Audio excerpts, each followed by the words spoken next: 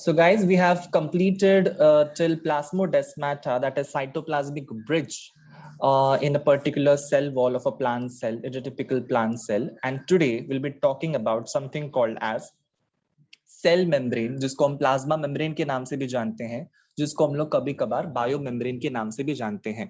Now when I say cell membrane, when I से plasma membrane, when I से bio membrane, ये तीनों का मतलब ना एक ही है.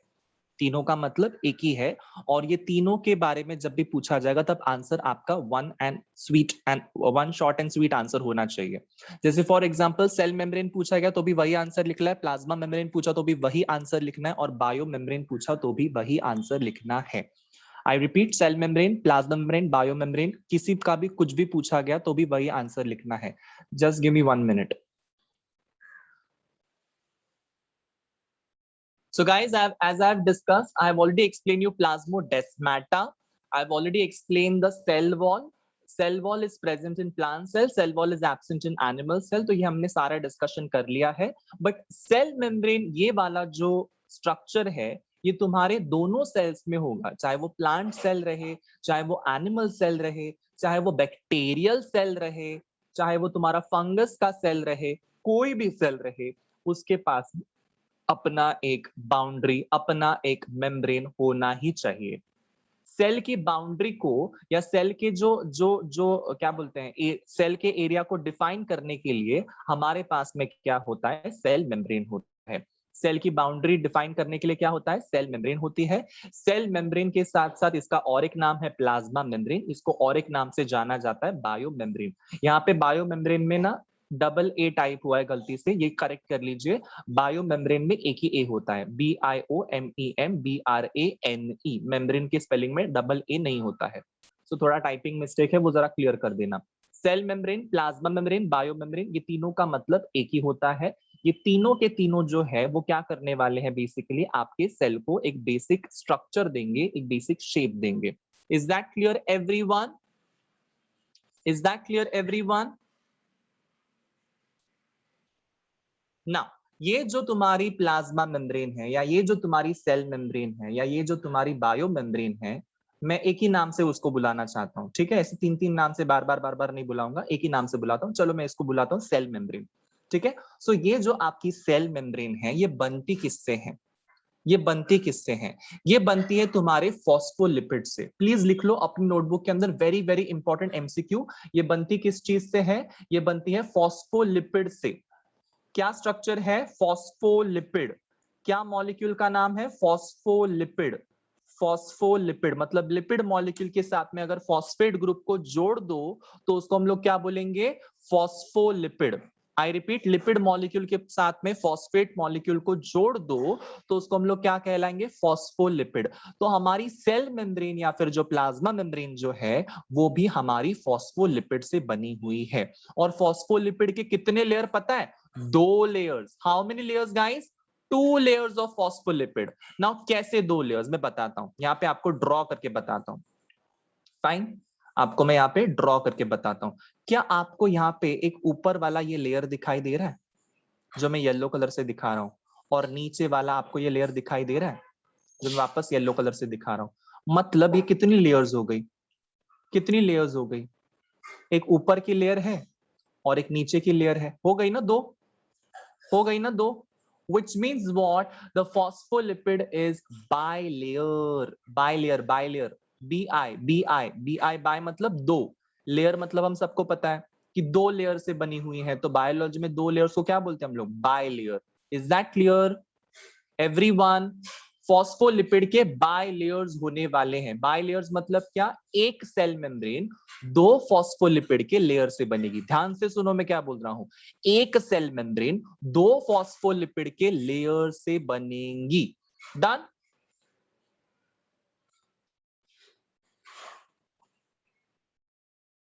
Now one more important thing which we should remember कि ये जो फॉस्फोलिपिड बाय, देखो यहां पे भी लिखा हुआ है फॉस्फोलिपिड बायलेयर. देखो यहाँ पे भी लिखा हुआ है. ये जो तुम्हारा फॉस्फोलिपिड बायलेयर का जो मॉलिक्यूल का या फिर ये जो लेयर है बेसिकली, ये कितना मोटा होता है, ये कितना कितना थिकनेस में होगा? तो इसकी थिकनेस होगी 75 एंगस्ट्रॉम. लिखो अभी के अभी. एंगस्ट्रॉम कैसे लिखते हैं? ए के ऊपर ना ऐसे डिग्री वाला साइन दे दो. एमस्ट्रॉन्ग ऐसे लिखते हैं, फिजिक्स के बच्चों को पता होगा बेसिकली, ए के ऊपर ऐसा डिग्री वाला साइन दे दो, दैट इज कॉल्ड एज एमस्ट्रॉन्ग, और उसके आगे लिखो 75 एमस्ट्रॉन्ग। किसकी बात की हम लोगों ने 75 एमस्ट्रॉन्ग? 75 एमस्ट्रॉन्ग का मतलब क्या है कि ये मैंने थिकनेस की बात की। किसकी थिकनेस की बात की? मैंने इधर से लेके इधर तक ये कितना मोटा है, ये फॉस्फोलिपिड बाइलेयर कितना मोटा है, इसकी बात मैं कर रहा हूं, और वो कितना मोटा है? 75 एमस्ट्रॉन्ग। एनी डाउट सो फार? फॉस्फोलिपिड बाइलेयर जो है ये तुम्हारा सेल मेम्ब्रेन बनाती है, और ये तुम्हारी 75 एमस्ट्रॉन्ग थिक होती है। डन?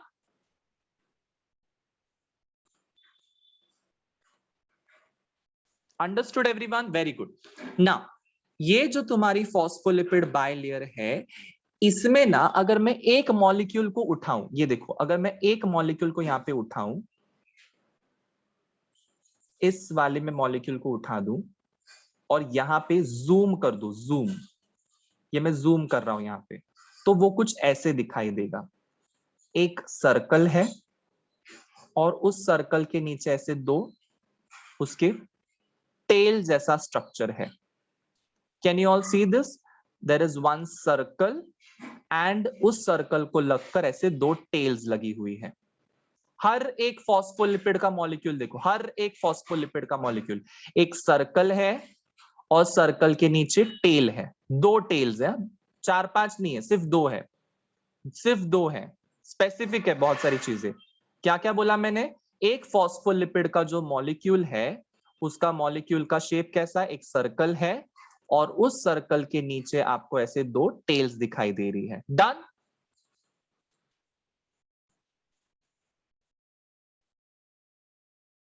तो क्या मैं इस फॉस्फोलिपिड के मॉलिक्यूल को जब मैं देखता हूं तो क्या मैं इसको हेड एंड टेल बोल सकता हूं? मतलब ये ऊपर का जो पार्ट है जो गोला जैसा है जो सर्कुलर है उसको मैं हेड बोल दूं, चलेगा? और नीचे वाले पार्ट को मैं टेल बोल दूं, चलेगा?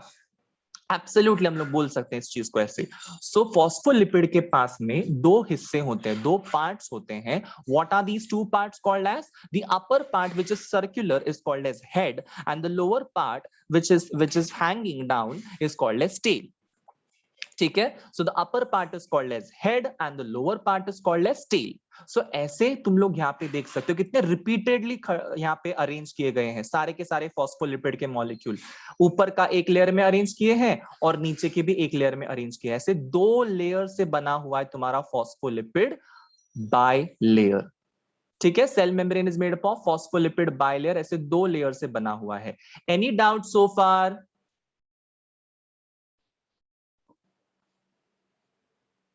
अब मैं तुम लोग को बताने जा रहा हूं कि हेड और टेल का कैरेक्टरिस्टिक फीचर्स क्या है, मतलब हेड और टेल की क्या क्या विशेषताएं हैं। ठीक है? हेड और टेल की क्या कैरेक्टर्स हैं। सो अगर मैं वापस यहाँ पे हेड ड्रॉ कर रहा हूं और नीचे ऐसे टेल ड्रॉ कर रहा हूं, सो हेड जो है, हेड, आई रिपीट, हेड जो है ना, ये तुम्हारा हाइड्रोफिलिक है। हाइड्रोफिलिक हेड कैसा है बच्चों लोग? Head is hydrophilic. ठीक है? Head is hydrophilic. और जो टेल है ना, टेल, टेल, ये दोनों के दोनों टेल्स जो है ना, ये हाइड्रोफोबिक है, ये हाइड्रोफोबिक है। आई रिपीट, तुम्हारा जो हेड है फॉस्फोलिपिड का, ये तुम्हारा हेड जो है फॉस्फोलिपिड का, ये है तुम्हारा हाइड्रोफिलिक। और ये जो टेल यहां पे दिख रही है, that is hydrophobic.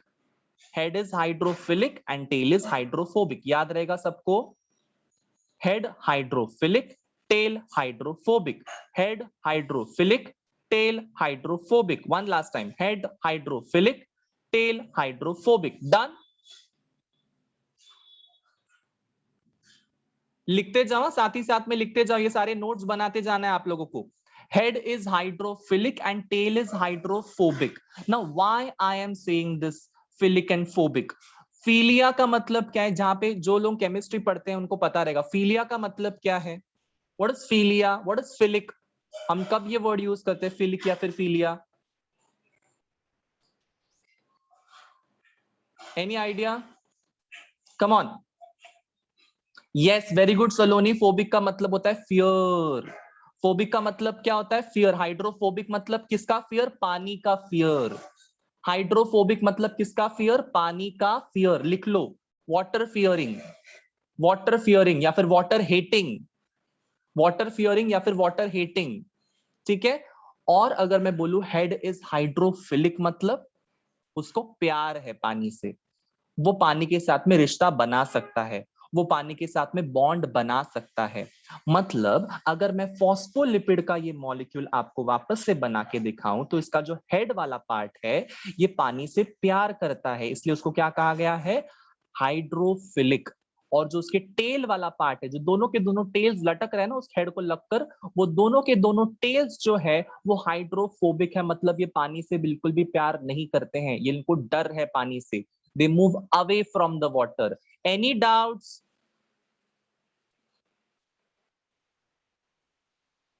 Head is hydrophilic and tail is hydrophobic, ये आपको पता होना चाहिए। और एक चीज आपको ये पता होनी चाहिए कि ये मॉलिक्यूल जो है, ये दोनों के दोनों चीजें एक ही मॉलिक्यूल में है ना। जैसे फॉर एग्जांपल हेड जो है वो हाइड्रोफिलिक है और उसका ही दूसरा पार्ट टेल वाला जो है वो हाइड्रोफोबिक है, मतलब ऑपोजिट ऑपोजिट चीजें एक साथ है ना। यस और नो? मतलब एक ही मॉलिक्यूल, जैसे फॉर एग्जांपल मैं तुम लोगों को किंगडम एनिमेलिया जब पढ़ा रहा था, जब मैं किंगडम एनिमेलिया पढ़ा रहा था, तब मैंने फ्रॉग को कौन से वाले कैटेगरी में डाला था? कौन से वाले क्लास में मैंने फ्रॉग को क्लासिफाई किया था? Any idea? बता दीजिए।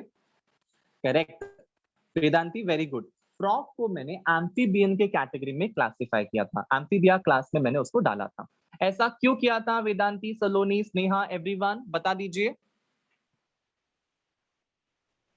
Why I have kept frog in amphibian category? Correct, because it stays both in land and in water. It needs water and land to complete the life cycle. इसीलिए हम लोगों ने frog को किस में डाला था? पानी के अंदर, और लैंड में रहने की वजह से उसको मैंने डाला था क्लास एम्फीबिया के अंदर। उसी तरीके से आप यहाँ पे देख लीजिए कि इसके पास में दोनों प्रॉपर्टीज हैं। एक फॉस्फोलिपिड का मॉलिक्यूल है, एक ही फॉस्फोलिपिड का मॉलिक्यूल है, उसमें दोनों प्रॉपर्टीज है। हाइड्रोफोबिक वाली भी प्रॉपर्टी है और हाइड्रोफिलिक वाली भी प्रॉपर्टी है। यस और नो, टेल मी। यस, दोनों के दोनों प्रॉपर्टीज हैं, मतलब हाइड्रोफोबिक प्रॉपर्टी भी है और हाइड्रोफिलिक प्रॉपर्टी है। केमिस्ट्री कितना क्या बोल सकते हैं, केमिस्ट्री कितना फैसिनेटिंग है कि एक ही मॉलिक्यूल के पास में दोनों दोनों प्रॉपर्टीज हैं। उसका आधा हिस्सा जो है जिसमें हेड आता है वो है हाइड्रोफिलिक, और आधा हिस्सा, नेक्स्ट आधा हिस्सा जो है जिसमें टेल आते हैं वो है hydrophobic. So hydrophilic head and hydrophobic tell, ये एक ही फॉस्फोलिपिड मॉलिक्यूल के दो हिस्से हैं जो दोनों अलग अलग तरीके से उनका कैरेक्टरिस्टिक फीचर्स दिखा रहे हैं। मतलब एक फॉस्फोलिपिड का मॉलिक्यूल दोनों दोनों प्रॉपर्टीज को कैरी करता है। इसीलिए हम लोग ऐसे मॉलिक्यूल को क्या बोलते हैं पता है? ऐसे मॉलिक्यूल को हम लोग बोलते हैं एम्फीपैथिक मॉलिक्यूल। क्या बोलेंगे guys? Amphipathic molecule, amphipathic in nature. The phospholipid which we can see over here is amphipathic in nature. Look in your chat box, I've written the spelling for you guys. Amphipathic in nature, amphipathic, AMPHIPATHIC, amphipathic in nature. किसको बोला है मैंने amphipathic in nature guys? I have spoken about it कि जो तुम्हारा phospholipid है ये दोनों प्रकार के प्रॉपर्टीज दिखाता है, मतलब उसका हेड वाला पार्ट हाइड्रोफिलिक है और टेल वाला पार्ट हाइड्रोफोबिक है। इस वजह से हम लोग फॉस्फोलिपिड को क्या बोलेंगे? Amphipathic in nature. Any doubt so far? If you have no doubts drop your amazing hearts in the chat box, come on. Yes, Chunnu Munnus, I need some hearts in your chat box. Come on. Very good. Very good. किसने किसने Titanic movie देखी है? यो देखिए, मैं पूरी Titanic movie की यहाँ पे बात नहीं करने वाला हूं, मैं स्पेशली वो सीन की बात करने वाला हूं जब टाइटैनिक डूबने वाली होती है। किसके वजह से वो डूबती है? What is the reason? पूरा टेक्निकल डिटेल मुझे मत बताना कि वो किस किस चीज को लगकर वो ये हो जाती है। Iceberg, very good Vedanti, iceberg. Iceberg एक थोड़ा सा ऐसे बर्फ का एक पहाड़ टाइप वहां पे होता है जिसको हम लोग आइसबर्ग बोलते हैं। यस और नो? यस और नो? तो उसको टकरा के तुम्हारे वो जो शिप है उसमें एक बड़ा सा गड्ढा हो जाता है और उसमें पानी भरना शुरू हो जाता है, और वो पानी भरने की वजह से वो क्या हो जाती है, तुम्हारी पूरी की पूरी टाइटैनिक शिप जो है वो डूब जाती है। यस और नो? सो आप सभी लोगों को आइसबर्ग इमेजिन हो रहा है कि ऐसे आइसबर्ग था, एक समुंदर था, और उस समुंदर के बीचों बीच एक छोटा सा आइसबर्ग था जो तुम्हारे, छोटा सा नहीं था, वो काफी बड़ा था। वो आइसबर्ग तुम्हारे शिप को टकराया और उस शिप को उसने बहुत ही ज्यादा नुकसान पहुंचाया और बहुत सारे लोग उसमें मर गए। यस और नो? आपको याद आ रहा है ये चीज, पूरी सारी की सारी चीजें? तो इमेजिन करो यहाँ पे कि फॉस्फोलिपिड यहाँ पे जो दिख रहा है ये एक समुंदर है। इमेजिन करो कि एक फॉस्फोलिपिड ये एक समुंदर है। आपको यहाँ पे ऐसे ऊपर ऐसे ब्लू कलर के स्ट्रक्चर्स आते हुए दिखाई दे रहे हैं आइसबर्ग्स की तरह। Yes, can you see this? Imagine करो कि रेड कलर का समुंदर ये पूरा का पूरा फॉस्फोलिपिड का, और उसके बीच में आप लोगों को ऐसे ब्लू कलर के आइसबर्ग्स जैसा कुछ तो दिखाई दे रहा है। यस और नो?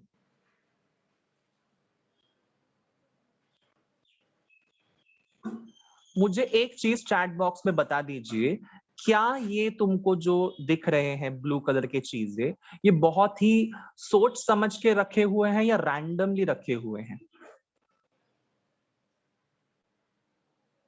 क्या लगता है, ऐसे आपको लग रहा है कि 2 सेंटीमीटर या 4 सेंटीमीटर का गैप रखने के बाद में रखा गया है? No, it is not kept in that manner. ये बहुत ही रैंडमली प्लेस किया गया है। तो तुम्हारे ये जो ब्लू कलर के जो तुम लोग को चीजें दिखाई दे रही है, ये बहुत ही रैंडमली प्लेस है।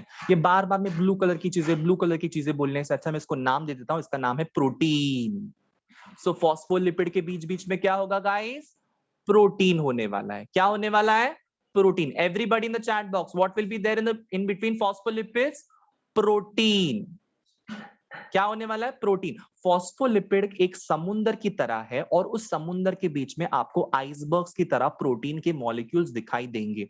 अब ये प्रोटीन जो है गाइस, ये बहुत अलग अलग प्रकार के होते हैं। जैसे फॉर एग्जांपल एक का नाम है पेरिफेरल मेम्ब्रेन प्रोटीन, एक का नाम है इंटीग्रल मेम्ब्रेन प्रोटीन, ठीक है, एक का नाम है प्रोटीन चैनल। ठीक है, ये 3 प्रकार के प्रोटीन से हम लोग बात करेंगे।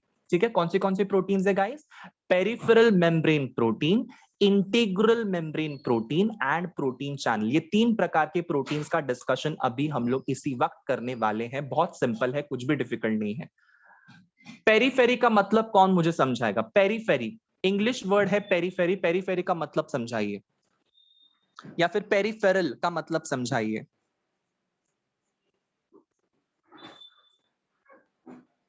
किशन ने कुछ तो HOL लिखा है, I don't understand what is it? Periphery. Okay, Vedanti बोल रही होल्स। ओके, नहीं बेटा, पेरीफेरी जब भी कभी आपको इंग्लिश वर्ड, करेक्ट, सलोनी ने करेक्ट आंसर दिया, आउटर कवरिंग। आउटर कवरिंग बोलने से अच्छा मैं ये बोलूंगा कि आउटर साइड या फिर आउटसाइड में जो चीजें रहेंगी उसको हम लोग पेरिफेरल बोलेंगे। जैसे फॉर एग्जांपल हमारा क्या बोलते हैं, घर है, ठीक है, एक रूम है, तो क्या हम रूम के बीचों बीच वॉशिंग मशीन को रखते हैं? टीवी को बीचों बीच रखते हैं? मतलब घर के एकदम सेंटर में, उस रूम के एकदम सेंटर में रख दिया? नहीं ना, एक कोने में होता है ना, पेरिफेरल होता है ना वो। समझ पा रहे हो? पेरिफेरी का मतलब क्या? एज के ऊपर, आउटर एज के ऊपर या साइड में, कोने में। ठीक है, मतलब जहां पे तुम्हारी बाउंड्री होती है ना, वहां पे। Is that clear? Is that clear? जब भी कभी आपको बायोलॉजी में पेरिफेरी ये वर्ड का मतलब नहीं समझ में आ जाएगा, आप अपने रूम को याद कर लीजिए। क्या आपका टीवी सेंटर में है? नहीं है। क्या आपका वॉशिंग मशीन सेंटर में है? नहीं है। वो कहां है? पेरिफेरी की तरफ है, बाउंड्री की तरफ है, दीवारों की तरफ है। Yes, understood everyone? Drop hearts in the chat box.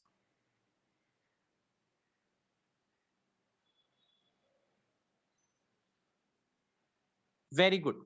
Now अब यहां पे इसका मतलब पेरिफेरल मेम्ब्रेन प्रोटीन क्यों रखा गया, मैं तुम लोग को बताना चाहता हूं। व्हेन आई से पेरिफेरल मेम्ब्रेन प्रोटीन, इसका मतलब क्या होता है? यहां पे आप लोग इस प्रोटीन को देखिए, इस प्रोटीन को जरा गौर से देखिए।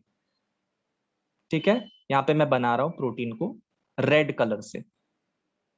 ये देखिए, क्या ये तुम्हारे फॉस्फोलिपिड के लेयर को सिर्फ ऊपर से चिपका हुआ या अंदर गड़ा हुआ है, अंदर धसा हुआ है या ऊपर से चिपका हुआ है?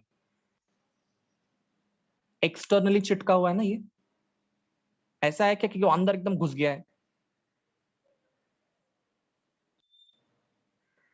Yes, tell me. Is it embedded inside? Only external it is present, right? It is not embedded inside. It is not buried inside, right? It is not completely buried. It is just touching the membrane. Yes or no? Yes or no? मतलब क्या है, जब भी कभी आपका membrane protein सिर्फ touch कर रहा है आपके फॉस्फोलिपिड के लेयर को, आई रिपीट, जब भी कभी आपका मेम्ब्रेन प्रोटीन जस्ट टच कर रहा है आपके फॉस्फोलिपिड के लेयर को, तो हम लोग उसको क्या नाम देंगे? Peripheral membrane protein. समझ में आया? सो पेरिफेरल मेम्ब्रेन प्रोटीन का मतलब क्या होगा कि जो तुम्हारा मेम्ब्रेन प्रोटीन सिर्फ और सिर्फ फॉस्फोलिपिड के लेयर को जस्ट टच कर रहा है, थोड़ा सा अटैच हो रहा है, बस। वो अंदर नहीं चला गया है, वो ऊपर ऊपर से है। इतना डिफरेंस है। आगे बढ़ते हैं। Integral membrane protein, integral membrane protein. अब मैं तुम लोग को एक कहानी बताने वाला हूं। इंटीग्रल मेम्ब्रेन प्रोटीन में क्या होता है, आप जरा पेरिफेरल मेम्ब्रेन प्रोटीन का पोजीशन को देखिए और इंटीग्रल मेम्ब्रेन प्रोटीन का पोजीशन को देखिए। क्या आपको दिख रहा है इंटीग्रल मेम्ब्रेन प्रोटीन तुम्हारे फॉस्फोलिपिड के मेम्ब्रेन के अंदर डीप इनसाइड चली गई है? कैन यू सी? ये दोनों इंटीग्रल मेम्ब्रेन प्रोटीन्स है। डायग्राम देखिए, डायग्राम से एकदम मक्खन हो जाएगा। यस, देखिए इंटीग्रल मेम्ब्रेन प्रोटीन और पेरिफेरल मेम्ब्रेन प्रोटीन में डिफरेंस क्या है? पेरिफेरल मेम्ब्रेन प्रोटीन सिर्फ ऊपर ऊपर से चिपका हुआ है, बट इंटीग्रल मेम्ब्रेन प्रोटीन कैसा है? अंदर तक गया है, अंदर तक। दैट इज वाई इनको हम लोग इंटीग्रल मेम्ब्रेन प्रोटीन बोलते हैं। अब मुझे तुम एक छोटा सा क्या बोलते हैं, मैं तुम लोगों को ये बताने वाला हूँ, एक्सपेरिमेंट बताने वाला हूँ। मेरे पास में एक इंटीग्रल मेम्ब्रेन प्रोटीन है, मेरे पास में एक पेरिफेरल मेम्ब्रेन प्रोटीन है फॉस्फोलिपिड के मेम्ब्रेन के ऊपर, ठीक है? सो मुझे बता दीजिए दोनों में से कौन से प्रोटीन को मैं इजीली निकाल सकता हूं केमिकल डालकर, इजीली, चुटकियों में, चुटकियों में निकाल सकता हूं। Very good Saloni, brilliant answering guys, brilliant. Peripheral membrane protein को मैं चुटकियों में निकाल सकता हूं। Very good Kishan and Vedanti as well. Yes, peripheral membrane protein को मैं आराम से निकाल सकता हूं, बिकॉज क्या है, वो एकदम चिपका हुआ है। वो ऐसी फ्रेंडशिप है हमारे लाइफ की जो हमारे लाइफ में ज्यादा इंपॉर्टेंट नहीं है। यस, वो गया तो भी कुछ कुछ फर्क नहीं है, वो आया तो भी कुछ फर्क नहीं है, ऐसी वाली वो फ्रेंडशिप है। तो पेरिफेरल मेम्ब्रेन प्रोटीन कैसे ऊपर ऊपर से है, बट इंटीग्रल मेम्ब्रेन प्रोटीन मतलब क्या है? वो हमारा बेस्ट फ्रेंड है, वो हमारे दिल के बहुत करीब है, अंदर तक गया है एकदम। Yes, understanding the difference, understanding the difference कि पेरिफेरल मेम्ब्रेन प्रोटीन जो वो डीप है, but peripheral integral membrane protein जो वो डीप है और पेरिफेरल मेम्ब्रेन प्रोटीन जो है वो एकदम ऊपर ऊपर से है। That is the difference. Is that logic clear? Just say यो।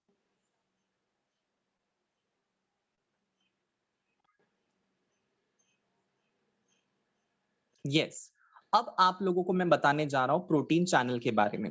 जरा यहाँ पे देखिए, ये प्रोटीन जो है, ये प्रोटीन जो है, ये तुम्हारा इंटीग्रल मेम्ब्रेन प्रोटीन की तरह ही है, बट इसमें डिफरेंस क्या है पता है? इसमें तुम लोगों को यहाँ पे एक टनल दिखाई दे रहा है, यहाँ पे बीच में ऐसा। Can you see the tunnel? This tunnel, ये टनल में से चीजें पास हो सकती है, यस और नो? ये टनल में से चीजें पास हो सकती है। देखिए, अगर यहां से बाहर से तुम्हारे सेल के अंदर कुछ चीजें आना चाहती है तो ये टनल में से पास होगी, और सेल के अंदर से कुछ चीजें बाहर जाने तो यही टनल में से पास होगी। मतलब जो प्रोटीन चीजों को ट्रांसपोर्ट करने में मदद करता है उसको हम लोग क्या बोलेंगे? Protein channel. Any doubts? जो प्रोटीन तुम्हारा चीजों को ट्रांसपोर्ट करने में मदद करता है उसको हम लोग क्या बोलेंगे?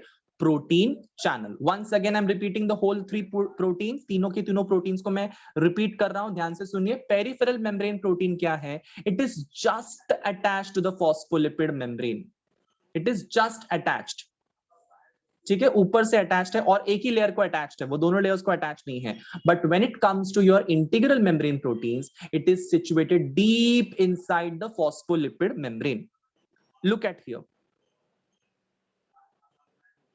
लुक हियर, देखिए आप लोगों को दिखाई दे रहा है कि कैसे वो डीप इनसाइड चला गया तुम्हारा इंटीग्रल मेम्ब्रेन प्रोटीन। ये दोनों के दोनों, नंबर 1 एंड नंबर 2, ये दोनों के दोनों तुम्हारे क्या है, ये दोनों के दोनों इंटीग्रल मेम्ब्रेन प्रोटीन्स है। Why? Because it is situated deep inside the phospholipid layer. But when it comes to protein channel, ये भी तुम्हारा इंटीग्रल मेम्ब्रेन प्रोटीन की तरह ही दिखाई देगा। बट अगर आप इसको बहुत ही क्लियरली केयरफुली देखोगे तो इसके बीच में आपको एक टनल जैसा स्ट्रक्चर दिखाई देगा। ये टनल जैसा स्ट्रक्चर इसलिए होता है ताकि चीजों को बाहर से अंदर, अंदर से बाहर लेकर जा सके तुम्हारा cell membrane. Done? Understood everyone? Simple है, कुछ भी रॉकेट साइंस नहीं सिखा रहा हूं मैं, एकदम सिंपल सिंपल सिंपल सिंपल चीजें सिखा रहा हूं, बहुत सिंपल है ये। हम डिस्कशन कर रहे हैं किस चीज का? हम डिस्कशन कर रहे हैं सेल मेम्ब्रेन का, हम डिस्कशन कर रहे हैं प्लाज्मा मेम्ब्रेन का, हम डिस्कशन कर रहे हैं बायो मेम्ब्रेन का। तो आपको ये सारी चीजें पता होनी ही चाहिए, बहुत इंपॉर्टेंट चीजें हम डिस्कस कर रहे हैं। Is that clear everyone? Fine. Now what are we going to talk about? मैंने आप लोगों को एक चीज बताई थी कि जो तुम्हारा फॉस्फोलिपिड्स है ना, फॉस्फोलिपिड्स, ये तुम्हारे प्रोटीन चैनल, रिपीट करो वेदांती बेटा। ओके बेटा, करता हूं रिपीट। प्रोटीन चैनल क्या होते हैं? प्रोटीन चैनल एक ट्यूब लाइक स्ट्रक्चर होते हैं, एक टनल जैसे स्ट्रक्चर होते हैं, जिसके वजह से तुम्हारे प्लाज्मा मेम्ब्रेन के थ्रू किसी चीज को अंदर आना है तो वो अंदर भी आ सकता है सेल के, और प्लाज्मा मेम्ब्रेन के थ्रू किसी चीज को बाहर जाना है तो वो बाहर भी जा सकता है। अगर मैं यहाँ पे आपको एक सेल बना के दिखा दूं, और ये हो गई उसकी सेल मेम्ब्रेन, ठीक है, ये हो गई उसकी सेल मेम्ब्रेन, तो यहाँ पे मैं क्या बना रहा हूं पता है? यहाँ पे मैं बना रहा हूं तुम्हारा टनल प्रोटीन, प्रोटीन चैनल। इस प्रोटीन चैनल में से सेल के अंदर चीजें जा सकती हैं और इसी प्रोटीन चैनल के थ्रू सेल के बाहर भी चीजें जा सकती हैं। Any doubt so far Vedanti and everyone? Tell me. Fine, very good. Let's move ahead. हम लोग आगे का डिस्कशन कर रहे थे। मैंने ये कहा था कि हमारा जो फॉस्फोलिपिड है उसके पास में एक हेड होता है और उसके पास में एक टेल, दो टेल्स भी होते हैं। One head and two tail, one head two tail, one head two tail. But this one head is hydrophilic and two tails are hydrophobic. अब आप लोगों को ये स्ट्रक्चर जो दिखाई दे रहा है, इसमें आप क्लियरली देख सकते हो कि टेल्स जो है, टेल वाला जो पार्ट है ना, ये बीचों बीच है दोनों हेड्स के। यस और नो? देखिए, ऊपर वाले हेड और नीचे वाले हेड के बीचों बीच है। जैसे ऐसा लग रहा है ना कि जैसे कि सैंडविच है, sandwich. Yes, it looks like a sandwich, right? ऊपर एक ब्रेड, नीचे एक ब्रेड, अंदर सब माल मसाला, चटनी बटनी, बटाटा, टोमेटो, गाजर, बीटरूट सब डाला है। सबको भूख लगी है मैं सब बोलने के बाद में? यस और नो? चलो, सो मैंने क्या बोला कि फॉस्फोलिपिड का जो बाय लेयर है, इसमें आप लोग देख सकते हो कि ऊपर आपको हेड दिखाई देंगे, उसके नीचे आपको हेड दिखाई देंगे और बीचों बीच आपको टेल्स दिखाई देंगी। ऐसा अरेंजमेंट इसीलिए होता है चुन्नू मुन्नूस, क्योंकि बाहर, सेल के बाहर भी पानी है और सेल के अंदर भी पानी है। इमेजिन करो कि ये सेल के बाहर वाला हिस्सा है और ये सेल के अंदर वाला हिस्सा है, ठीक है? ये लेयर जो है फॉस्फोलिपिड का, ये लेयर जो है फॉस्फोलिपिड का, वो सेल के बाहर फेस कर रहा है, और ये लेयर जो है फॉस्फोलिपिड का, वो सेल के अंदर फेस कर रहा है। हम सबको पता है सेल के अंदर क्या होता है? साइटोप्लाज्म। यस और no? Saloni, Shreya, Vedanti, Soham? Yes, very good. So मतलब क्या है कि सेल के बाहर की तरफ भी पानी है और सेल के अंदर की तरफ भी पानी है। अंदर की तरफ पानी इसलिए बिकॉज साइटोप्लाज्म में भी तो वाटर है, साइटोप्लाज्म में भी तो वाटर है। तो जहां जहां पे आपको पानी दिखाई देगा, वहां वहां पे आपको फॉस्फोलिपिड का हेड वाला पोर्शन ही दिखाई देगा, और जहां जहां पे पानी आपको बिल्कुल भी नहीं मिलेगा, वहां वहां पे आपको क्या दिखाई देगा? टेल दिखाई देगा। Can you see this tail? ये बीचों बीच है। डन? क्योंकि यहाँ पे पानी जाता ही नहीं है। Is that clear? सिंपल है ना एकदम? बहुत ही सिंपल है, बहुत सिंपल है ये। फॉस्फोलिपिड बाय लेयर का डिस्कशन कर रहे हैं हम लोग। ऊपर का लेयर, नीचे का लेयर, दोनों के दोनों फॉस्फोलिपिड लेयर से बने रहेंगे। फॉस्फोलिपिड ये एक ऐसा मॉलिक्यूल है जिसके हेड वाला जो पोर्शन है वो हाइड्रोफिलिक है और टेल वाला जो पोर्शन है दोनों के दोनों वो हाइड्रोफोबिक है। हेड वाला पोर्शन तुम्हारे पानी के साइड में फेस करता है, चाहे वो आउटर साइड हो चाहे वो सेल के अंदर की तरफ हो, मतलब साइटोप्लाज्म को भी फेस करेगा और एक्स्ट्रा सेल्यूलर फ्लूइड को भी वो फेस करेगा, बिकॉज दोनों की जगह पे पानी ही पानी है। और जो टेल्स है वो दोनों हेड्स के, दोनों लेयर्स के हेड्स के बीच में आएंगी। Is that clear? मैंने प्रोटीन चैनल का भी डिस्कशन कर लिया है, मैंने तुम लोगों को बहुत सारे प्रोटीन्स का डिस्कशन भी बता दिया है। अब मैंने तुम लोगों को एक चीज बताई थी कि इमेजिन करो कि ये फॉस्फोलिपिड का ना एक समुंदर है और उस समुंदर के बीच में तुम लोगों को क्या दिखाई दे रहा है ब्लू कलर के? What are they? Everyone in the chat box, what are they? What are they? Protein. Very good, they are proteins, yes और नो? ये प्रोटीन्स हैं। मतलब क्या है? ये प्रोटीन्स जो है वो बहुत रैंडमली प्लेस्ड है, ये भी मैंने बताया था। यस, ये भी मैंने बताया था कि proteins are very randomly placed. It is not ऐसे सोच समझ के नहीं, ओके यहाँ पे डालो क्या प्रोटीन, यहाँ पे डालो क्या प्रोटीन, ऐसा सोच समझ के नहीं है, बहुत रैंडम है, बहुत रैंडम है। दैट इज वाई आप लोगों ने कभी मोज़ैक का नाम सुना है? MOSAIC, MOSAIC। आपने कभी बचपन में टीचर ने जब बोला कि बच्चे लोग क्राफ्ट बनाना है और आपको मोज़ैक बनाना है, मोज़ैक, तो आप क्या करते थे? छोटे छोटे जो क्राफ्ट के पेपर्स रहते थे उसको फाड़ते थे और अगर आपने घर बनाया रहेगा ना तो उसके अंदर अलग अलग पीसेस के पेपर चिपकाते थे। यस और नो? अगर आप अपने बिल्डिंग के टेरेस के ऊपर भी चले जाओगे तो आपको छोटे छोटे छोटे छोटे टाइल्स मिलेंगे और वो छोटे छोटे टाइल्स जो है वो एकदम पैटर्न में अरेंज नहीं, वो एकदम रैंडमली अरेंज किए हैं। कभी ब्लू कलर का टाइल दिखाई देगा, कभी पिंक कलर का टाइल दिखाई देगा, कभी येलो कलर का टाइल दिखाई देगा। यस और नो? छोटे छोटे छोटे छोटे टुकड़े टुकड़े टाइल्स के। तो वो भी कैसे हैं? वो एकदम रैंडमली अरेंज्ड है। तो जब भी चीजें रैंडमली एक पैटर्न बनाते हैं उसको हम लोग क्या बोलते हैं? मोज़ैक। समझ में आया? समझ में आया सबको? जब भी चीजें एकदम रैंडमली अरेंज्ड होती है और एक पैटर्न बनाती है उसको हम लोग क्या बोलते हैं? मोज़ैक। अब इस वाले मॉडल को, ये सेल मेम्ब्रेन का ये जो मॉडल आपको दिखाई दे रहा है आपके स्लाइड के ऊपर, इसको हम लोग क्या नाम देंगे पता है? Fluid mosaic model. अब मोज़ैक का तो मतलब समझ में आ गया। फ्लूइड मतलब क्या होता है?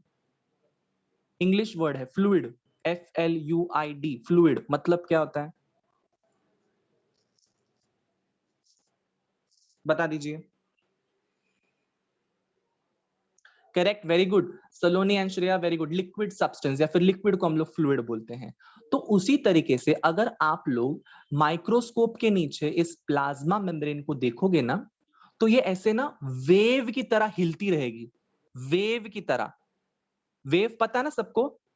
समुद्र में जो लहर आती है, लहर, उस लहर की तरह ये इमेजिन करो, ये फॉस्फोलिपिड लहर की तरह हिल रहे हैं, ऊपर नीचे ऊपर नीचे ऊपर नीचे, ऐसे वेव की तरह हिल रहे हैं। ऐसे इमेजिन करो। सो अगर आप ये चीज इमेजिन कर पा रहे हो तो इसका नाम इसीलिए फ्लूइड मोज़ैक मॉडल रखा गया है। Why mosaic? बिकॉज रैंडमली चीजें अरेंज कर दी गई है और एक पैटर्न बन चुका है अभी। Y fluid? बिकॉज ये चीजें जो है वो एकदम कड़क नहीं है, स्टिफ नहीं है, ठीक है, ये चीजें मूव कर सकती है। That is why it is called as fluid mosaic model. Is that clear everyone? चुन्नू मुन्नूज, इज दैट क्लियर? ये जो फ्लूइड मोज़ैक मॉडल की जो मैं डिस्कशन कर रहा हूं ये सबको समझ में आया है ना?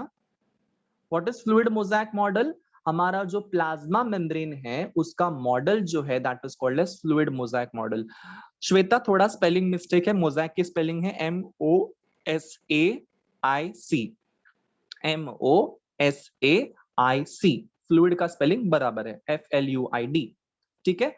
सो अपना जो ये फ्लूइड मोज़ैक मॉडल हम लोग जो अभी पढ़ रहे हैं इतने अच्छी तरीके से, ये फ्लूइड मोज़ैक मॉडल जो है वो दो साइंटिस्ट ने दिया था जिनका नाम था सिंगर एंड निकोलसन, जिसका नाम मैं आपको चैट बॉक्स में अभी के अभी दे रहा हूं। सिंगर एंड निकोलसन नाम के जो साइंटिस्ट थे उन्होंने इन 1972 ये मॉडल को प्लान करके बनाया था और बताया था लोगों के सामने कि आपकी जो सेल मेम्ब्रेन है, आपके अंदर जितनी भी सेल मेम्ब्रेन है वो सारे के सारे फ्लूइड मोज़ैक मॉडल की तरह होंगी।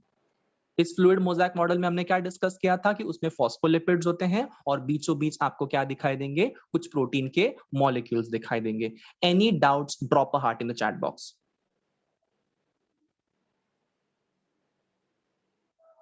सिंगर एंड निकोलसन, ये जो साइंटिस्ट थे, इन्होंने फ्लूइड मोज़ेक मॉडल को मिलकर बनाकर लोगों के सामने प्रेजेंट किया था और बताया था कि हमारी सबकी जो प्लाज्मा मेम्ब्रेन है, मतलब लिविंग ऑर्गेनिजम्स की जितनी भी प्लाज्मा मेम्ब्रेन्स है, सेल मेम्ब्रेन है, इन सबका जो स्ट्रक्चर है ये फ्लूइड मोज़ेक मॉडल की तरह है। Why?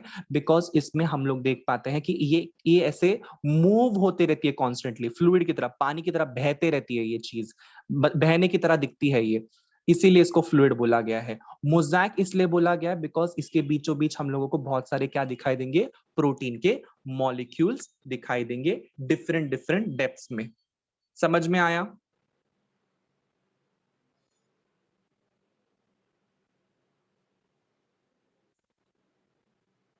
Very good. Now I am going to discuss something really very important, बहुत इंपॉर्टेंट चीज मैं डिस्कस करने वाला हूं।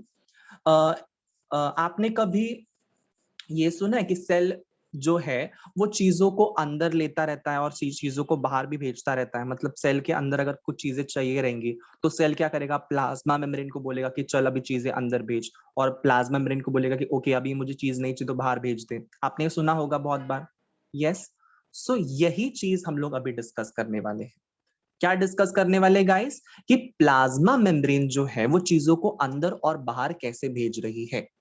ठीक है, मैं दो चीजों का डिस्कशन करूंगा। One is called as active transport and one is called as passive transport. क्या बोला मैंने? Active transport and passive transport. Now when I say active transport, active का मतलब क्या होता है पता है? जब भी कभी मैं बोलता हूं कि ये लड़का या ये लड़की है ना, ये बहुत ज्यादा एक्टिव है, मतलब वो क्या है? मतलब वो क्या है जरा बता देना।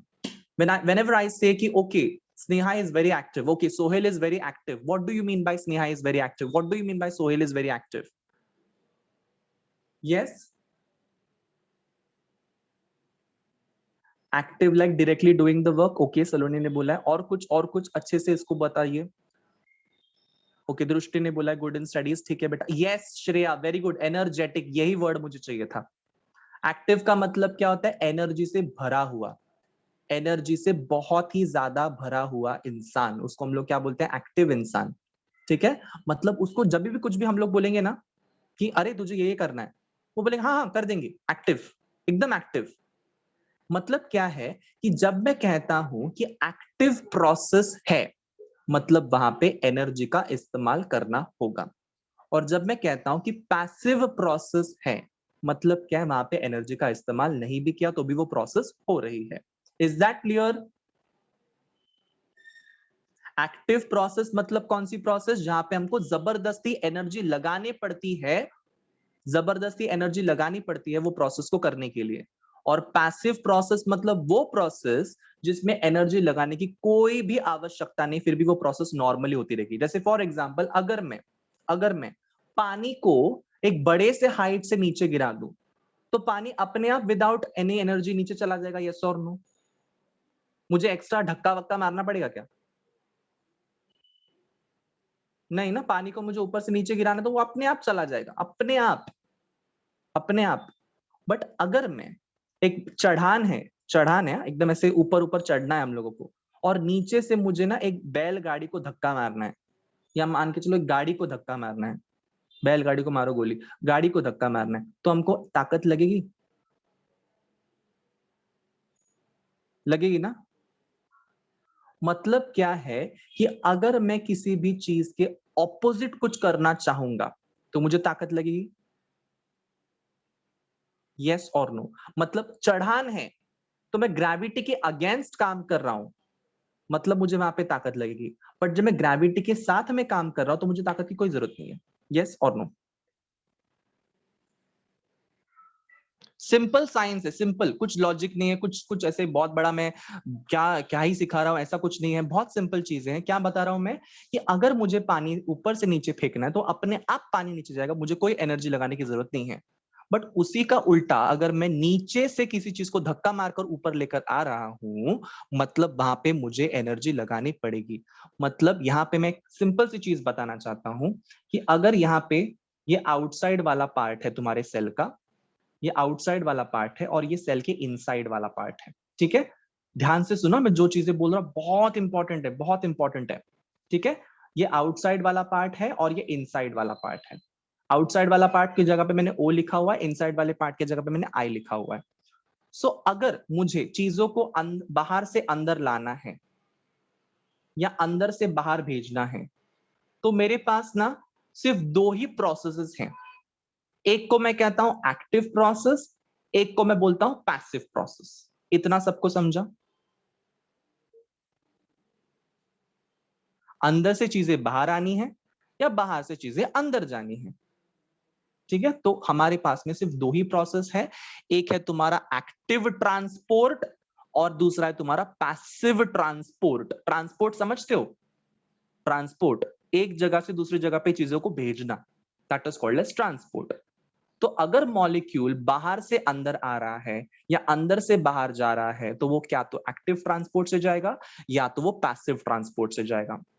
अब हमको कैसे पता चलेगा कि ये मॉलिक्यूल एक्टिव ट्रांसपोर्ट से गया है या पैसिव ट्रांसपोर्ट से गया है? मैं बताता हूं कैसे। इमेजिन करो कि यहां पे बाहर के तरफ ये हार्ट्स के ये मॉलिक्यूल्स तुम लोगों को दिखाई दे रहे। Can you see the hearts which I am trying to draw over here? Yes, ये बहुत सारे बना रहा हूं मैं बाहर की तरफ, बहुत सारे बना रहा हूं मैं बाहर की तरफ, बहुत सारे बहुत सारे बहुत सारे बहुत सारे। ठीक है, और अंदर की तरफ मैं कितने बना रहा हूं पता? 1 2 3 4 5, बस इतने ही बना रहा हूं। अब मुझे बता दो, तुम्हारे हार्ट्स जो है वो बाहर की तरफ ज्यादा है या अंदर की तरफ ज्यादा है? आउटसाइड या इनसाइड? बराबर, आउटसाइड या इनसाइड? बाहर की तरफ ज्यादा है। तो अगर अगर मैं इन मॉलिक्यूल्स को अंदर लाने की कोशिश करता हूं, तो क्या मुझे ताकत लगाने की कोई भी जरूरत है? एनर्जी लगाने की कोई भी जरूरत है? अपने आप आ जाएगा, अपने आप, क्योंकि बाहर ज्यादा है ना, बाहर ज्यादा है अंदर कम है, तो अपने आप वो मॉलिक्यूल बाहर से अंदर आएगा। बट अगर मैं उल्टा चीज करूं ना, उल्टा उल्टा, ये अंदर के जो मॉलिक्यूल्स हैं उनको मुझे बाहर भेजना है, तो क्या मुझे ताकत लगानी पड़ेगी? डेफिनेटली पड़ेगी। समझ में आया? सबको चमका? एकदम सिंपल है। जहां पे मॉलिक्यूल का कॉन्सेंट्रेशन ज्यादा है वहां से मॉलिक्यूल का, और जहां पे मॉलिक्यूल कॉन्सेंट्रेशन कम है, अगर वहां पे वो मॉलिक्यूल मूव होना चाहता है तो ताकत लगाने की, एनर्जी लगाने की कोई जरूरत नहीं है। बट जहां पे मॉलिक्यूल का कॉन्सेंट्रेशन बिल्कुल भी कम है, वहां से जहां पे मॉलिक्यूल कॉन्सेंट्रेशन ज्यादा है वहां पे अगर मूव करवाना है, तो that is called as active transport. ठीक है, सो एक्टिव ट्रांसपोर्ट और पैसिव ट्रांसपोर्ट में डिफरेंस क्या है? The molecule moving across the concentration gradient, such transport is referred to as passive transport. And if the molecule moving against the concentration gradient, then such transport is called as active transport. Any doubt? Across and against, यही difference है। Across का मतलब क्या है कि molecule जहां पे ज्यादा है वहां से वो मूव करके जहां पे कम है वहां पे वो मूव करने वाले हैं। ठीक है, that is called as across the gradient. But अगर मैं बोलूं अगेंस्ट द ग्रेडियंट, मतलब क्या हो जाएगा? जहां पे कम मॉलिक्यूल है वहां से वो मॉलिक्यूल जहां पे ज्यादा है उधर की तरफ मैं ढकेलू ना, then that is called as active transport against the gradients. Any doubts so far? Any doubts? ठीक है, समझा है सबको? Very good, very good. ठीक है, मैं अभी एक छोटा सा क्वेश्चन पूछने वाला हूं, ध्यान से सुनो। बाहर ग्लूकोज का मॉलिक्यूल बहुत ही कम है, और अंदर है ना, अंदर ग्लूकोज का मॉलिक्यूल बहुत ही ज्यादा है। बट क्या आप लोगों को यह चीज पता है कि ग्लूकोज का मॉलिक्यूल सेल के अंदर होना चाहिए ना कि सेल के बाहर? यस और नो? क्योंकि सेल के अंदर जब ग्लूकोज जाएगा तभी तो एनर्जी बनेगी। यस और नो? आपको ये पता है। सो अगर मैं ग्लूकोज के मॉलिक्यूल को बाहर से अंदर लाना चाहता हूं, तो क्या मुझे यहाँ पे एनर्जी का इस्तेमाल करना पड़ेगा या नहीं करना पड़ेगा? बिकॉज ग्लूकोज का मॉलिक्यूल का कॉन्सेंट्रेशन बाहर की तरफ कम है और अंदर की तरफ ज्यादा है, तो मुझे बाहर से अंदर लाना है, तो क्या मुझे एनर्जी लगेगी? डेफिनेटली लगेगी, डेफिनेटली लगेगी। बिकॉज जहां पे कॉन्सेंट्रेशन कम, वहां से वो मॉलिक्यूल अंदर आने की कोशिश कर रहा है, तो वहां पे ATP, that is energy molecules will be used. ATP is nothing but what? Adenosine triphosphate. जिसको जिसको समझा, just say yo in the chat box, come on. Very good. Simple चीजें बताइए, कुछ कॉम्प्लेक्स चीजें बता नहीं रहा हूं मैं, ठीक है? One last time I revise the whole thing. क्या क्या बोला मैंने? कि जो तुम्हारा सेल मेम्ब्रेन है या तुम्हारा प्लाज्मा मेम्ब्रेन जो है, जिसको हम लोग बायो मेम्ब्रेन भी बोलते हैं, ये तुम्हारी फॉस्फोलिपिड के बाइलेयर से बनी हुई है। ये फॉस्फोलिपिड के जो बाइलेयर है, इसमें दो प्रकार का कैरेक्टरिस्टिक फीचर्स होते हैं। फॉस्फोलिपिड का जो मॉलिक्यूल है, इसके पास में दो प्रॉपर्टीज होती है। One is called as hydrophilic property, one is called as hydrophobic property. Now when I say hydrophilic properties का मतलब क्या है? जो तुम्हारा हेड है फॉस्फोलिपिड का, वो हाइड्रोफिलिक है, और जो टेल है फॉस्फोलिपिड मॉलिक्यूल के, जो जो दो टेल्स तुम लोग को दिखाई देते हैं, that are hydrophobic. When I say phospholipid का मॉलिक्यूल है, तो उसके बीच में तुम लोग को प्रोटीन्स के मॉलिक्यूल भी दिखाई दे रहे हैं मोज़ैक पैटर्न में। यस, मोज़ैक मतलब रैंडमली अरेंज्ड है, इसलिए इसको फ्लूइड मोज़ैक मॉडल बोलते हैं। सिंगर एंड निकोलसन ने 1972 में ये मॉडल को दिया था। फिर मैंने क्या बोला कि जो तुम्हारा फ्लूइड मोज़ैक मॉडल है, इसके बीच में ये प्रोटीन्स जो है तीन प्रकार के होते हैं। पेरिफेरल मेम्ब्रेन प्रोटीन जो सिर्फ ऊपर चिपका हुआ है, इंटीग्रल मेम्ब्रेन प्रोटीन जो अंदर की तरफ चला गया है, थोड़ा सा डीप इनसाइड चला गया है, और प्रोटीन चैनल का मतलब है इसके अंदर से चीजें अंदर बाहर कर सकती हैं। उसके बाद में मैंने आपको समझा active transport and passive transport क्या होता है। अगर मैं कॉन्सेंट्रेशन ग्रेडियंट के अक्रॉस जा रहा हूं, that is called as passive transport, इसमें कोई एनर्जी का इस्तेमाल नहीं होता है। जब मैं कहता हूं एक्टिव ट्रांसपोर्ट, मतलब इसमें एनर्जी का इस्तेमाल होता है, मतलब कॉन्सेंट्रेशन ग्रेडियंट के हम लोग अगेंस्ट जा रहे हैं। ग्रेडियंट के अगर अगेंस्ट जाते हैं, that is called as active transport. ना, एक और चीज आपको पता होनी चाहिए, that is called as diffusion. Diffusion, diffusion का मतलब क्या है? जब भी कभी गैस के मॉलिक्यूल्स अंदर बाहर करना चाहते हैं ना, उस प्रोसेस का नाम होता है डिफ्यूजन। ठीक है? ग्लूकोज का मॉलिक्यूल क्या है? It is nothing but in a solution form, right? Glucose in a solution form, right? It is not gas, glucose is not gas, right? But अगर मैं बोलूं ऑक्सीजन, अगर मैं बोलूं कार्बन डाइऑक्साइड, ये क्या है? ये गैस, गैस वाले मॉलिक्यूल्स हैं। सो गैस मॉलिक्यूल को अगर अंदर से बाहर, बाहर से अंदर जाना है, तो उस प्रोसेस का नाम क्या है गाइस? डिफ्यूजन। Any doubts?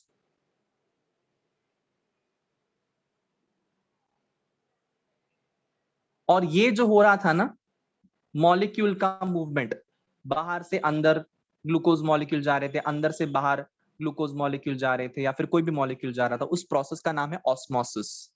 जब कभी भी सॉलिड मॉलिक्यूल या लिक्विड मॉलिक्यूल को मूव करना होता है अंदर से बाहर, बाहर से अंदर, तो उसको हम लोग क्या बोलते हैं? ऑस्मोसिस।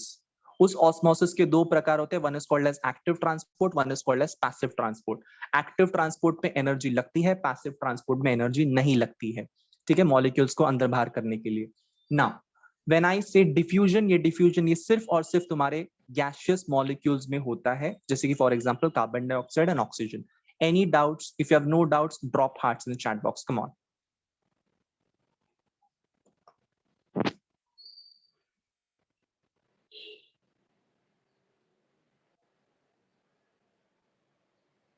डिफ्यूजन रिपीट, ओके, किसने बोला है डिफ्यूजन रिपीट? जरा देखते हैं, मुझे जरा देखने दो। Okay, Vedanti once again, diffusion repeat, fine. Diffusion को रिपीट करने के लिए बहुत सिंपल सा एक मेरे पास में फंडा है। आपने कभी घर में अगरबत्ती जलाई है आपके मंदिर के सामने, या धूप जलाया है? जलाया है? तो आप लेट्स इमेजिन कि आपका जो जो घर का जो मंदिर है, वो किचन में है, किचन में है, और मैंने वहां पे अगरबत्ती जलाई है। तो क्या तुमको बेडरूम, हॉल, बालकनी, टॉयलेट, या फिर वॉशरूम, या फिर बाथरूम, यहाँ पे तुमको इसकी खुशबू आती है कि नहीं आती है? आती है ना? वेदांती बोलती नहीं आती है। वेदांती का नाक खराब हो गया है। बेटा अगर आप किचन में जलाते हो कुछ भी चीजें, अगर आपकी मॉम आपके किचन में कुछ खाना बना रही है, ठीक है, तो आपको समझ में आता है ना, आप हॉल में बैठे हो तो आपको समझ में आता है, बेडरूम में बैठे हो तो कैसे समझ में आता है? क्योंकि वो गैस के जो मॉलिक्यूल्स हैं वो ट्रैवल करते हैं, हर जगह पे ट्रैवल करते हैं। बट सबसे ज्यादा स्ट्रॉन्ग कहां पे आएगा पता है? सबसे ज्यादा स्ट्रॉन्ग जहां पे मैंने अगरबत्ती लगाई है, स्ट्रॉन्ग स्मेल वहां पे आएगा। तुम उसके करीब जितना जाओगे उतना स्ट्रॉन्ग स्मेल आएगा, बट जितना तुम दूर दूर दूर दूर जाओगे ना, उतना वो अगरबत्ती का स्मेल जो है वो कम कम कम कम होते जाएगा। तुम 10th फ्लोर पे जाके बोलोगे कि मेरी अगरबत्ती का खुशबू नहीं आ रहा, तो आप कैसे मतलब कैसे कैसे आएगा वो अगरबत्ती का खुशबू? यस, लगाया तुमने फर्स्ट फ्लोर पे और बोलते 10th फ्लोर पे मुझे खुशबू चाहिए, तो it is impossible, right? Correct. तो वही मुझे बोलना है कि जब भी कभी गैस के मॉलिक्यूल को ट्रांसपोर्ट करना है बाहर से अंदर सेल मेम्ब्रेन के, या फिर सेल के अंदर से बाहर की तरफ, तो वो ना सेल मेम्ब्रेन की मदद लेता नहीं है, वो अपने आप डिफ्यूजन करवाता है, अपने आप। उस प्रोसेस का नाम है डिफ्यूजन। समझा? समझा? सिंपल, कुछ डिफरेंस नहीं है। वहां पे भी गैस मॉलिक्यूल्स भी, अगर बाहर की तरफ कार्बन डाइऑक्साइड ज्यादा है और ऑक्सीजन कम है, सॉरी, और कार्बन डाइऑक्साइड अंदर की तरफ कम है, तो कार्बन डाइऑक्साइड कहां से कहां जाएगा? बाहर से अंदर। सेम, अगर ऑक्सीजन बाहर कम है और अंदर ज्यादा है, तो ऑक्सीजन कहां से कहां जाएगा? अंदर से बाहर। और ये दोनों टाइम कार्बन डाइऑक्साइड और ऑक्सीजन जो जा रहे हैं अंदर से बाहर, बाहर से अंदर, ये सिर्फ ट्रांसपोर्ट है, इसमें कोई एनर्जी लगती नहीं। बट अगर मान के चलो कि मुझे कार्बन डाइऑक्साइड को अंदर से बाहर भेजना है, अंदर से बाहर, तो वहां पे मुझे एनर्जी लगेगी। समझा? और अगर ऑक्सीजन मान के चलो यहां पे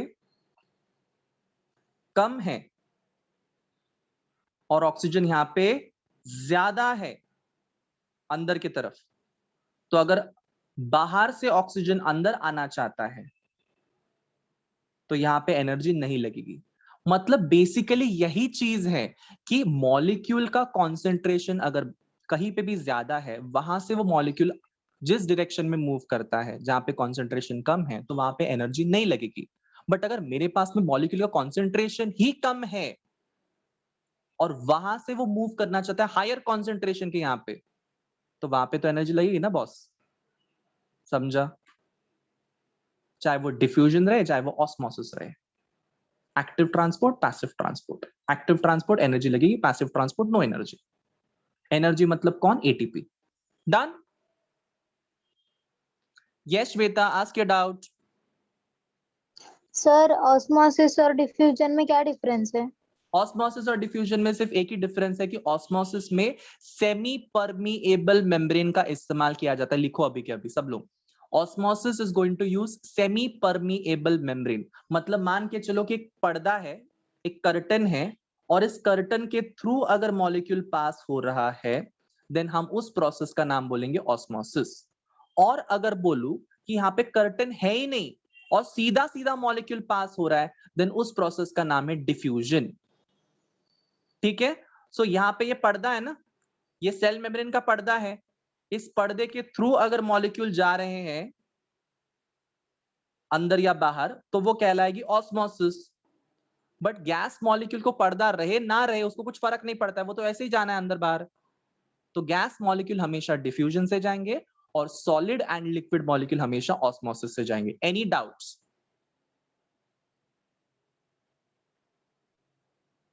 सेमी परमिएबल मेम्ब्रेन के इस्तेमाल करके अगर अगर ट्रांसपोर्ट हो रहा है, ऑस्मोसिस होता है। सेमी परमिएबल मेम्ब्रेन के विदाउट ट्रांसपोर्ट होता है, that is called as diffusion. समझा?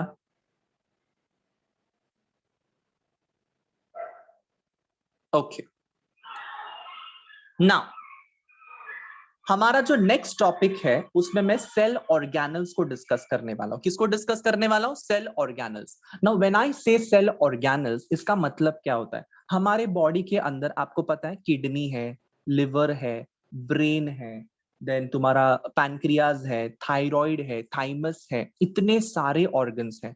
नाम लोगे उतना ऑर्गन्स तुम्हारे बॉडी में है। यस और नो? क्या वो सारे के सारे ऑर्गन्स जो है वो एक ही प्रकार का काम करते हैं? मतलब किडनी भी वही काम करे, ब्रेन भी वही काम करे, लिवर भी वही काम करे, पैनक्रियास भी वही काम करे? Yes, large intestine, small intestine, सब कुछ एक ही काम करे? डिफरेंट डिफरेंट काम करते हैं, अपना अपना काम डिसाइड किया है कि स्मॉल इंटेस्टाइन एब्जॉर्प्शन का काम करेगी, लिवर तुम्हारा फैट्स का डाइजेशन करेगा, किडनी तुम्हारा फिल्ट्रेशन करेगा, लंग्स तुम्हारा प्यूरिफिकेशन करेगा। मतलब हर एक चीज अपने अपना ऑर्गन करते रहता है। वो ऐसा नहीं बोलेगी अरे तू ये काम कर रहा है मैं भी वही काम करूंगा। यस, मतलब क्या है कि हमारे बॉडी को प्रॉपरली फंक्शन करने के लिए हमारे बॉडी के अंदर ऑर्गन्स होते हैं। वैसे ही सेल के अंदर सेल को प्रॉपरली फंक्शन करने के लिए वहां पे छोटे छोटे उसके ऑर्गन्स होते हैं, जिसको हम लोग क्या बोलते हैं? Cell organelles. क्या बोलेंगे बच्चे लोग? सेल के छोटे छोटे ऑर्गन्स को हम लोग क्या बोलेंगे? Cell organelles. क्या बोलेंगे? Cell organelles. सेल ऑर्गेनल्स का एग्जांपल जरा दे दो चैट बॉक्स में फटाफट। सेल ऑर्गेनल्स का एग्जांपल दो चैट बॉक्स में फटाफट। Very good. Mitochondria, endoplasmic reticulum, Golgi apparatus। Yes, ये सारे जो ऑर्गेनल्स आप लोग, chloroplast, vacuoles, very good, ribosomes, very good. Cytoplasm ये ऑर्गेनल नहीं है बेटा, साइटोप्लाज्म ये एक एरिया है। साइटोप्लाज्म ये एक एरिया है, न्यूक्लियोप्लाज्म ये एक एरिया है। It is not organelle. Organelle मतलब क्या है? ऑर्गेनल मतलब एक ऐसा ऑर्गन जो तुम लोगों को क्या करेंगे? कुछ चीजें करने में मदद कर। Nucleus, very good. Nucleus is also an organelle. Golgi apparatus, very good. So basically इतने सारे ऑर्गेनल्स आप लोगों को पता है, उन ऑर्गेनल्स को अभी धीरे धीरे धीरे धीरे करते हुए डिस्कस करेंगे। ठीक है, साइटोसोल का मतलब ही साइटोप्लाज्म होता है सोहेल। ठीक है, साइटोसोल मतलब ही साइटोप्लाज्म, लिख लो एवरीवन। साइटोसोल मतलब ही साइटोप्लाज्म। चलिए स्टार्ट करते हैं एंडोप्लाज्मिक रेटिकुलम के साथ में। फाइन, एंडोप्लाज्मिक रेटिकुलम के साथ में अब मैं आपको जो एक एनालॉजी देने वाला हूं ना, वो आपको मरते दम तक याद रहेगा। मैं ऐसा एग्जाम्पल आपको देने वाला हूं, ऐसा एनालॉजी आपको देने वाला हूं। आपने कभी घर में किचन में जाके कुछ खाना वाना पकाया है? चाय बना ली हो लेट्स से फॉर एग्जांपल, या पोहा बना लिया हो, उपमा बना लिया हो, या खिचड़ी बना ली हो, या कुछ कुछ तो भी किया होगा। Boys and girls, everyone, even I go and cook in my kitchen sometimes. ठीक है, विच मीन्स व्हाट कि अगर हमने खाना बनाया है तो सबसे पहला, मैगी बनाए, चलो मैगी बना ली, मैंने भी मैगी बनाई, केक बनाया, ओके वेरी गुड, मैं भी ब्राउनीज बनाता हूं। तो अगर मान के चलो कि मैंने कुछ खाना बनाया है तो सबसे पहला मैं वो खाने को टेस्ट किसको कराऊंगा? आपने खाना बनाया है, मैंने खाना बनाया, किसी ने भी खाना बनाया, तो हम सबसे पहले टेस्ट किसको कराएंगे? श्रेया बोलती है भाई को, फैमिली मेंबर्स को। बहुत सारे बच्चे बोल रहे हैं मॉम को, मदर को। मैं बोलूं right answer should be your mother. Right answer should be your mother. हम अपना खाना चख के ना बहुत ऐसे बोलेंगे वाह वाह वाह क्या बनाया, मस्त बनाया, ऐसे बोल सकते थे। बट हम सबसे पहले जाके आपकी माँ को वो खाना खिलाएंगे, यस और नो? लाइक इमेजिन करो कि मैंने एक ये बनाया है, पोहा बनाया है। ठीक है, पोहा बनाने के बाद में मैंने चखा बट मुझे समझ में नहीं आया, and I ask my mother to taste that poha. I ask my mother to taste that poha, और उनको बोला मैंने कि ये चखिए। तो वो चखने के बाद में उन्होंने क्या बोला कि इसमें नमक कम है। तो वो क्या करेंगी? अपने हाथ से वो नमक का जार ओपन करेंगी और उसमें नमक डाल देंगी, यस और no? And then she will mix it up. मतलब एक्चुअल में पोहा बनाया किसने? पोहा बनाया किसने? नहीं, मैंने बनाया ना। पोहा तो मैंने बनाया, पोहा थोड़ी मम्मी ने बनाया। पोहा मैंने बनाया, बट मॉडिफाई किसने किया? यस, समझ में आया? मतलब नमक कम है, मिर्च कम है, मसाला कम है, या चाय कम है, व्हाटएवर, या चाय पत्ती कम है, व्हाटएवर व्हाटएवर। सो ये जो मॉडिफिकेशन है, ये मॉडिफिकेशन करने वाली कौन थी? मदर। बट एक्चुअल में बनाया किसने? बनाया तुम लोगों ने। डन? समझ में आया? इसी लॉजिक को मुझे यहां पे अप्लाई करना है सेल ऑर्गेनल के वक्त। आप बोलोगे क्या मजाक कर रहे हो सर, ये लॉजिक को यहां पे कैसे अप्लाई करेंगे? बताता हूं कैसे। एंडोप्लाज्मिक रेटिकुलम जो रहता है ना, एंडोप्लाज्मिक रेटिकुलम, ये जो कुछ भी चीज बनाएगा, जो कुछ भी चीज बनाएगा, वो चीजें जाएंगी तुम्हारे गोल्जी अपैरेटस के पास में, और गोल्जी अपैरेटस उसको मॉडिफाई करेगा। अब मुझे बता दो कि आप इसमें कौन हो गए, एंडोप्लाज्मिक रेटिकुलम या गोल्जी अपैरेटस?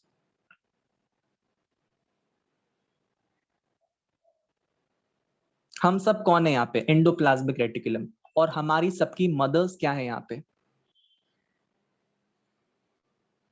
हमारी सबकी मदर्स क्या है यहाँ पे? वेरी गुड, हमारी सबकी मदर गोल्जी अपैरेटस है। Now don't go and call your mother as Golgi apparatus, एक थप्पड़ पड़ेगा घर पे जाके, अच्छा खासा सटाक करके बजा के देगी मम्मी, बोले क्या गोल्जी अपैरेटस कुछ भी बोलता है। Yes, so endoplasmic reticulum is we all and our mother is Golgi apparatus. इसके पीछे का रीजन क्या है? बिकॉज हम जो चीजें बनाते हैं उस चीजों को मॉडिफाई करने के लिए गोल्जी अपैरेटस के पास जाएगा। मतलब एंडोप्लाज्मिक रेटिकुलम जो भी चीज बनाएगा, चाहे वो प्रोटीन रहे, कार्बोहाइड्रेट्स रहे, X Y Z A B C P Q R S T, कुछ भी बनाए, वो एंडोप्लाज्मिक रेटिकुलम ने बनाया हुआ चीजें कहां पे जाएगी? गोल्जी अपैरेटस के पास में जाएगी, और वो चीजें उसमें मॉडिफाई कर देगा। Any doubts?